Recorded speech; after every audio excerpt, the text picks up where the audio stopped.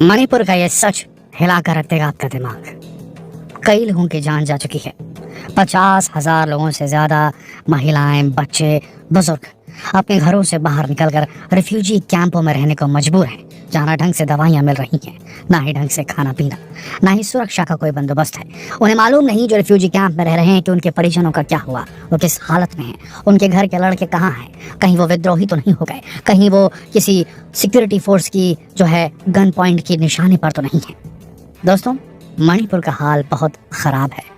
आज हम भी मजबूर हो गए इस पर वीडियो बनाने के लिए, क्योंकि इसे अनदेखा करना ज़मीर के साथ खिलवाड़ करना है। मणिपुर भारत का अभिन्न अंग है दोस्तों, और वहाँ पर इस प्रकार की हिंसा हो रही है, उसे इस प्रकार से मीडिया हाउसेस का पूरी तरीके से नज़रअंदाज कर देना बेहद गलत है। मणिपुर जल रहा है और वहाँ पर कंप्लीट सिविल वॉर की सिचुएशन है। अभी जो डेवलपमेंट हो रहे हैं उसमें जो वहाँ के बीरेन सिंह हैं वो इस्तीफा देने जा रहे थे, लेकिन उनके इस्तीफे को एक हिसाब से अस्वीकार कर दिया गया, उसे फाड़ कर फेंक दिया गया है, क्योंकि बीरेन सिंह के सामने उनके समर्थकों ने काफ़ी बड़ी मात्रा में नारे लगाने शुरू कर दिए कि आप छोड़कर मत जाइए ये गद्दी। वो सारे मैती जनजाति के लोग थे। देखिए दोस्तों, मणिपुर को समझने के लिए और वहाँ हो रही हिंसा को समझने के लिए पहले एक इम्पॉर्टेंट बात समझनी होगी। हर जगह जहाँ कॉन्फ्लिक्ट होता है वहाँ एक पक्ष होता है, एक विपक्ष होता है। जहाँ भी कॉन्फ्लिक्ट होता है वहाँ 2 या 3 पार्टीज होती हैं, यहाँ भी वैसे कुछ है। और जब भी कॉन्फ्लिक्ट होता है तो ज़रूर किसी ऐसे मुद्दे पर होता है जिससे एग्जिस्टेंस, को एग्जिस्टेंस, एक साथ सह अस्तित्व खतरे में पड़ जाता है। और आपको अगर हम संरचना बताएं मणिपुर की तो बड़ी पेचीदा है दोस्तों। ये देख रहे हैं, ये मणिपुर का नक्शा है। मणिपुर को घेरे रखा है पहाड़ियों के एक रिम ने, और इस पहाड़ियों के रिम के बीच में है एक वैली वाला इलाका, एक घाटी वाला इलाका। अब हम सब जानते हैं कि जो डेवलपमेंट होगा वो पहाड़ियों पर कम होगा और वैली वाले, घाटी वाले इलाके में ज़्यादा होगा। जो समतल जगह है, जो जहाँ मतलब कि ऊंचाई कम है, वहाँ ज़्यादा डेवलपमेंट होगा, तो वहीं ज़्यादा डेवलपमेंट हुआ। लेकिन यहाँ पर एक कैच है, जो वहाँ पर लोगों का जो रहना है वो थोड़ा अलग किस्म का वहाँ पर डिवाइडेड है। आपको बता दें, वहाँ 3 प्रकार की जो है जनजातियाँ रहती हैं। पहले हम पकड़ते हैं मैतीस को। मैतीस रहते हैं वैली में, ये भी शेड्यूल कास्ट में ही आते हैं, ये वैली में रहते हैं। और जो पहाड़ियाँ हैं, पहाड़ियों में रहते हैं कुकी जनजाति वाले, ये शेड्यूल ट्राइब में आते हैं। कुकी जनजातियों के साथ में वहाँ रहते हैं नागा ट्राइब्स, नागा जनजातियाँ। तो पहाड़ियों पर एक हिसाब से कुकी और नागा जनजातियाँ रहती हैं, और वैली में जो है वहाँ पर मैतीस रहते हैं। मैतीस जो हैं, इन्होंने ये वहाँ की जितनी भी जनजातियाँ मैंने आपको बताई, ये सारी की सारी आदिवासी जनजातियाँ ही थी, मैती हो, नागा हो, कुकी हो। लेकिन यहाँ पर अलग अलग समय के हिसाब से देखिए, भारत पर अलग अलग आक्रमणकर्ताओं का आना हुआ, अलग अलग शासन रहा, अलग अलग धर्मों का यहाँ पर इन्फ्लुएंस रहा, और उसके हिसाब से सब लोगों ने अपने अपने धर्मों को चुन लिया। ये एक रियलिटी है और इसका सम्मान भी किया जाना चाहिए। जो मैती जनजाति थी, उसके राजा ने, मैती के जो राजा थे, उनका हमेशा से पूरे मणिपुर पर राज रहता था, यानी पहाड़ियों पर भी और वैली पर भी, और उसे माना भी जाता था। तो मैतीज हमेशा से पावर में थे, मान के चलिए, मणिपुर में। अब मैती जो राजा थे, मैती के जो राजा थे, मैती जनजाति के उस वक्त के मणिपुर के जो राजा थे, जो मैती जनजाति से आते थे, उन्होंने हिंदू धर्म को अपना लिया। हिंदू धर्म को अपनाने की वजह से मैती जो थे वो थोड़े हिंदू रीति रिवाजों के साथ हो गए। बाद में उनकी मैती जो है, उनकी परंपरा वो तो है ही, पर हिंदू रीति रिवाज उन्होंने शामिल कर लिए। लेकिन जो ट्राइबल लोग थे, जो कि पहाड़ों में रहते थे, उन पर क्रिश्चियनिटी का असर हुआ और उन्होंने क्रिश्चियन धर्म को कहीं ना कहीं अपना लिया, साथ में अपने आदिवासी ट्रेडिशन को भी कंटिन्यू रखा।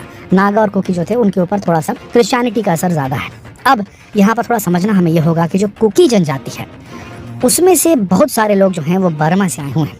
पर बर्मा से आए हुए हैं मतलब घुसपैठ हो गई है, एकदम इन्फिल्ट्रेशन करके वो लोग आए हैं, अपना देश छोड़कर भारत में ज़मीन का इंक्रोचमेंट करने आए, फिर बाद में यहाँ लड़ाई करके पूरा इलाका अलग कर लेंगे, मणिपुर को अलग कर लेंगे और बर्मा में मिला लेंगे। Burma in the sense Myanmar, Burma पुराना नाम है, बर्मा वर्ड हम इसलिए इस्तेमाल कर रहे हैं क्योंकि जब बर्मा था तब से वहाँ से आना जाना चल रहा है इस इलाके में लोगों का, कुकी जनजाति की। देखिए, ये ऐसा नहीं है, ये जो लाइनें हैं, बाउंड्रीज जो होती हैं, वो तो सरकारें खींचती हैं, ठीक है।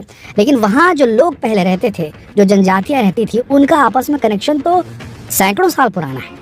कुकी जनजाति जो थी वो मणिपुर में भी रहती थी। कुकी जनजाति जो थी, उसके जो लोग थे वो बर्मा के इलाके में भी रहते थे। बाद में बीच में लाइन खिंच गई और बर्मा म्यांमार सब अलग हो गया, लेकिन उनके बीच में आना जाना तो अभी भी चलता रहता है। तो उसे इंटरनेशनल बाउंड्री का नाम जरूर दिया जा सकता है, लेकिन ये लोग जो है एक ही जनजाति के, तो इनके बीच में आना जाना चलता रहता है, जिसे इंडियन गवर्नमेंट खुद मानती भी है। हाँ, लेकिन वहाँ इन्फिल्ट्रेशन अब होने लगा है, और इन्फिल्ट्रेशन गलत मीन्स की वजह से भी हो रहा है। जी हाँ दोस्तों, ये एक रियलिटी है। म्यांमार, बर्मा से आने वाले लोग जो थे, जो कुकी हैं, उनमें से कुछ लोग जो है संलिप्त हैं, किसमें? अफीम की खेती में, पॉपी टेरर फार्म, समझ रहे हैं आप, उसमें वो इन्वॉल्व हैं। नहीं, वहाँ अफीम की खेती करते हैं इलीगल पहाड़ों में और उसे बेचते हैं इलीगल मार्केट में। तो वैसे कुछ लोग भी बर्मा से यहाँ आए हैं और यहाँ के लोग भी जो थे वो उसमें इन्वॉल्व है। एक रियलिटी है, कुकी जनजाति जो पहाड़ियों में रहती है वो अक्सर ये काम करती है। तो ये इलीगल वहाँ पर हो रहा है, जिसे रोकने की बेहद ज़्यादा ज़रूरत है। लेकिन इसका ये मतलब नहीं कि कुकी जनजातियों को पूरी तरीके से एलिमिनेट किया जा सके, हर जनजाति में प्रॉब्लम रहती है। अब हुआ ये कि अब एक तो ये वाली बात कि कुकी लोग जो थे वो बर्मा से म्यांमार से निकल के यहाँ आते हैं वाली बात आ गई। लेकिन वहाँ के लोकेलिटी के लिए बहुत बड़ी बात नहीं थी, वहाँ आना जाना चलता रहता था। कि इंटरनेशनल एक बहुत बड़ा मुद्दा हो जाएगा, नेशनली जब हम देखें तो बहुत बड़ा मुद्दा इसे बना दिया गया सेंट्रल जो पार्टीज हैं उनके द्वारा। अब मैतीस जो हैं उनकी जो कंट्रीब्यूशन है पॉलिटिक्स में बहुत ज़्यादा है। 60 सीटें हैं, उसमें से 40 जो हैं वो मैतीस के पास है, केवल 20 जो हैं वो नागा कुकी के पास में है। नागा ऑलमोस्ट न्यूट्रल है, लेकिन वो भी अब इन्वॉल्व हो गया इन सब चीज़ों में, नागा जनजाति जो है पहाड़ों में रहने वाली। अब मैतीस जो हैं वो इकोनॉमिकली भी साउंड है, फाइनेंशियली भी साउंड है, साथ में उनके पास पॉलिटिकल पावर भी है और वैली में ज़्यादा डेवलपमेंट है, तो वो संभ्रांत हैं ऑलरेडी। लेकिन जो ट्राइब्स हैं एसटी शेड्यूल ट्राइब्स जो पहाड़ों में रहते हैं वो उतने संभ्रांत नहीं हैं।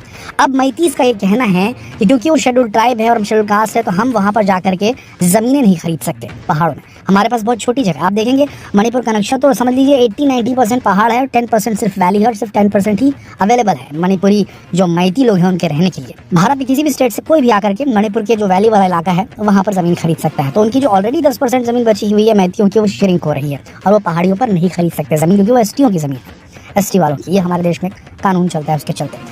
तो मैतीस का कहना था हमें भी शेड्यूल ट्राइब में ज्वाइन करवा दीजिए, हमें भी शेड्यूल ट्राइब में कैटेगराइज कर दीजिए मैतीस को, ताकि हम भी वहाँ ज़मीन खरीद सकें, हमारा वो है और हम माइनॉरिटी न बन जाए। तो मैतीस का ये कहना था कि हमें भी शेड्यूल ट्राइब में कैटेगराइज कर लिया जाए, ताकि हम भी पहाड़ों पर ज़मीन खरीद सकें और हम माइनॉरिटीज़ में श्रिंक ना होते जाएं। हमारे पास ज़मीन बेहद कम होती जा रही है। अब हुआ क्या, यहाँ पर किसी तरीके से पॉलिटिकल इन्फ्लुएंस कह लीजिए या मेजॉरिटी कह लीजिए, मेजॉरिटी पावर कह लीजिए, एक सिंगल बेंच की कोर्ट ने, जिसके पास ये अधिकार नहीं था कि कौन सी कम्युनिटी को एसटी में डालना है, कौन सी कम्युनिटी को एससी में डालना है, कौन सी कम्युनिटी को जनरल में डालना है, उसने ये कह दिया कि भैया आप इसे आगे बढ़ाइए, मैतीस को जो है वो मिलना चाहिए, शेड्यूल ट्राइब का जो है मिलना चाहिए उनको टैग। तो ऐसी स्थिति में वहाँ पर जैसे खबर हुई तो चूरा चांदपुर में आतंक मच गया, क्योंकि कुकीज़ का ये कहना था, कुकी जनजाति वालों का ये कहना था कि मैतीस ऑलरेडी बहुत संभ्रांत, उनके पास काफ़ी पैसा है, काफ़ी पावर है। ऐसी स्थिति में उनको एसटी का भी दर्जा दे दिया जाए तो हमारा एग्जिस्टेंस खत्म हो जाएगा। एक हिसाब से मैतीस का कहना भी सही है और एक हिसाब से कुकीज़ का भी कहना सही है। मैथियों के पास ना ज़मीन नहीं है, वो माइनॉरिटी में जा सकते हैं, और कुकीज़ का भी कहना है कि अगर इनको एसटी का आपने दर्जा दे दिया तो इनके पास इतना पैसा है कि हमको खरीद डालेंगे, हमारी पूरी ज़मीन खरीद लेंगे पहाड़ियों पे। हम कहाँ जाएंगे फिर, हम उतने संभ्रांत हैं नहीं, हम पहाड़ी लोग हैं। तो अब इनके बीच में यहाँ पर टसल क्रिएट हो रही है। यहाँ पर करना क्या चाहिए था, यहाँ पर गवर्नमेंट को बीच में आकर के एक बफर का काम करना था, दोनों के बीच में सुलह करवानी थी। लेकिन बीरेन्द्र सिंह सरकार यहाँ कहीं ना कहीं थोड़ी सी बैकफुट पर चली गई, वो एक तरफा हो गई, थोड़ा सा मैतीस की तरफ ज़्यादा चली गई, सही तरीके से सिचुएशन को हैंडल नहीं किया गया और क्योंकि इसने आंदोलन कर दिया। चूरू चांदपुर से जो है हिंसा शुरू हुई, जो अब तक चल रही है, और कई लोग यहाँ पर अपने घरों छोड़ने के लिए मजबूर हो गए हैं। 50,000 से ज़्यादा लोग अपना घर छोड़ करके रेफ्यूजी कैंप्स में रह रहे हैं। कई लोगों की मौत हो चुकी है, जनजीवन अस्त व्यस्त है, धंधे बंद हो चुके हैं। जो है जो जहाँ पर मैतीस हैं, मतलब जो वैली वाला इलाका है जहाँ मैतीस की पावर है, वहाँ से सारे कुकी अब पहाड़ों पर जाने को मजबूर हो गए, क्योंकि उन्हें जान का खतरा है। और जितने भी मैतीस पहाड़ों में रह रहे थे उन्हें भाग कर वापस वैली में जाना पड़ रहा है, भगा दिया गया उन्हें, क्योंकि अगर वो वहाँ रहते तो उनकी भी जान को खतरा था। तो एक हिसाब से वहाँ पार्टीशन सा हो गया एक इलाका वहाँ पर जो मणिपुर है। और वहाँ पर अमित शाह जी हैं जो हमारे होम मिनिस्टर है, काफ़ी दिनों तक वहाँ जाके रहे, उन्होंने ऑल पार्टी मीटिंग बुलाने की कोशिश की। कांग्रेस पार्टी के राहुल जी भी वहाँ पहुँचे और उन्होंने भी कोशिश की, उन्होंने बताया कि भाई ऐसा ऐसा ही है, वो है। बाकी सारी पॉलिटिक्स तो चलती रहती, सियासी दौरे चलते रहते हैं, लेकिन यहाँ ज़रूरत है कि सेंटर से कोई बड़ा लीडर आए, सबसे बड़ा लीडर आया। पीएम मोदी को भी आना चाहिए, यहाँ पर ऑल पार्टी मीटिंग लेनी चाहिए और यहाँ दिखाना चाहिए कि उनकी सत्ता है। उन्हें बताना चाहिए ऑल पार्टी मीटिंग लेकर कि आप हिंसा रोकिए, इसका समाधान निकाला जा सकता है। क्योंकि अगर हिंसा नहीं रुकी दोस्तों तो मणिपुर में बहुत टेंशन है। आपको पता होगा कि चाइना ने अभी एक हैशटैग चलाया था, वी आर विद मणिपुर करके, we stand with, China stands with Manipur hashtag करके। तो यहाँ पर चाइना का भी इन्फ्लुएंस धीरे धीरे आता जा रहा है, बहुत ज़्यादा अनरेस्ट है उस इलाके में। अब देखना यह है कि आगे क्या होता है। हमारा तो ये मानना है जितनी जल्दी हो सके पीस होना चाहिए। मणिपुर हमसे अलग नहीं है, हम पूरे टाइम उल्टे सीधे टॉपिक्स पर बात नहीं कर सकते, हमें मणिपुर पर बात करनी चाहिए। दुनिया के सारे टीवी चैनल्स अगर दिखाना शुरू कर रहे हैं, उनमें हेडलाइंस बन रही हैं मणिपुर की, तो भारत के टीवी चैनल्स को भी ये दिखाना चाहिए और वहाँ पर शांति कायम करवानी चाहिए। इन दोनों जो कम्युनिटीज़ हैं वहाँ पर उनके बीच में वार्ता करवा करके वहाँ पर शांति कायम करानी बेहद ज़रूरी है, जिसके लिए सर्वोच्च जो पावरफुल व्यक्ति हमारे देश का उसे वहाँ जाना चाहिए, बेहद ज़रूरी है। आपको इस पर क्या लगता है, क्या मोदी जी को वहाँ जा करके शांति कायम नहीं करनी चाहिए? क्या लगता है आपको दोस्तों, अब बताइएगा ज़रूर। अन्यथा ऐसी स्थिति बनी रही तो एक सिविल वॉर का स्टेट वहाँ पर बहुत जल्दी फूट पड़ेगा। चल ही रही है वहाँ पर ऑलरेडी सिविल वॉर एक हिसाब से, और इसे रोकना बेहद जरूरी है। आपका क्या मत है, क्या किया जाना चाहिए मणिपुर में? अपने विचार नीचे कमेंट सेक्शन में लिखकर जरूर बताओ। जितना हो सके इस वीडियो को शेयर करें फेसबुक पर, व्हाट्सएप पर, यूट्यूब। तब तक के लिए आप सबका इस वीडियो के अंत तक बने रहने के लिए दिल से धन्यवाद।